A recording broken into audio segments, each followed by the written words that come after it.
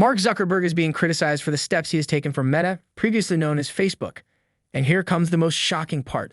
The company, which was worth over $1 trillion back then, now the company is worth about $270 billion. Yup, you heard it right. Meta forecasts a third straight quarter of revenue declines, leaving CEO Mark Zuckerberg to thank investors who are still on board for their patience. And on top of that, the company is no longer in the top 20 in terms of market cap in the US, and Mark Zuckerberg's net worth itself has fallen by 70%. Now the question is why on earth the company like Meta is going through this kind of bad phase. Hi, Carl. Well, Meta shares falling today to their lowest level since March of 2020 on the heels of more reports on the company's plans to cut costs by at least 10%. The Wall Street Journal reporting that Meta has been pushing out staffers by reorganizing departments, and then deeper cuts are coming. Facebook's parent company, Meta, just announcing 11,000 job losses. To understand this, let's first understand the business model of Meta. From the day of launching till now, company's revenue model is completely based on advertisement. People or businesses who want to promote their products or services can do that very easily on Meta, or more specifically, on Facebook and Instagram. Now, marketers used to love promoting their products or services on Facebook and Instagram because Facebook provides the most specific targeting. For example, as a business owner, your product are only made for pregnant women and want to show your ads to only pregnant women, you can do that through Facebook targeting. So do you see Facebook can provide you this level of targeting? But things started to change for Facebook from April 2021 when Apple introduced the new privacy option for its users, where Apple users can now decide if they want to share their data with these media platforms. The new feature called App Tracking Transparency empowers iPhone users to block advertisers tracking them across different apps on their phone. And from that very first day, Facebook's share price started to fall.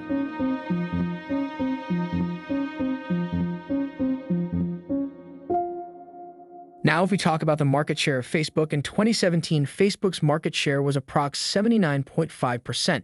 But now in November 2022, this value stood at 65%. The biggest reason of Facebook's market share drop is the short video platforms like TikTok. But Facebook didn't give up. Facebook also launched its short video services in Instagram.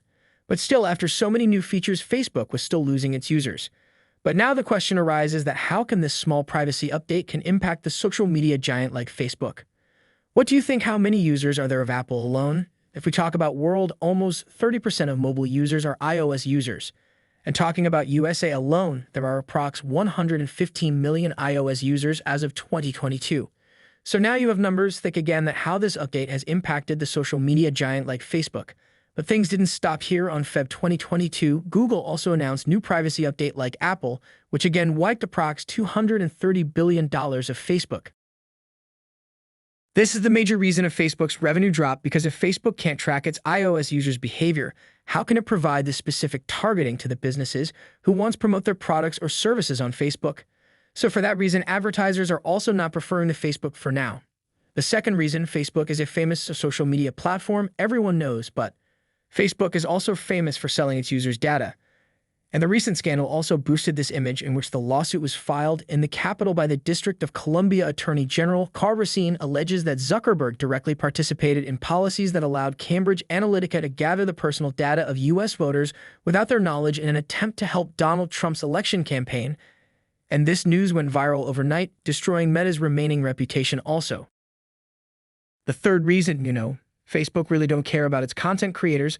While YouTube shares almost 50% of revenue generated by ads of its creators, wherein Facebook shares hardly 3% of revenue generated by ads. Now, for that reason, Facebook also invested $1 billion to help creators, but what do you think? What is the value of $1 billion in front of YouTube's $30 billion, which was already shared with creators last year?